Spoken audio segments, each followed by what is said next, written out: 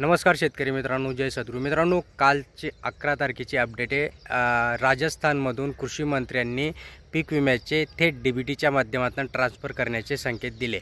याच्यामध्ये राजस्थानमधील झुंझुनू येथे एक कार्यक्रम झाला. या कार्यक्रमादरम्यान जवळपास 1150 कोटी रुपये ट्रान्सफर करण्यात आले आहे. यामध्ये फक्त महाराष्ट्रासाठी 921 कोटी रुपये हे ट्रान्सफर व्हायला सुरुवात होणार आहे.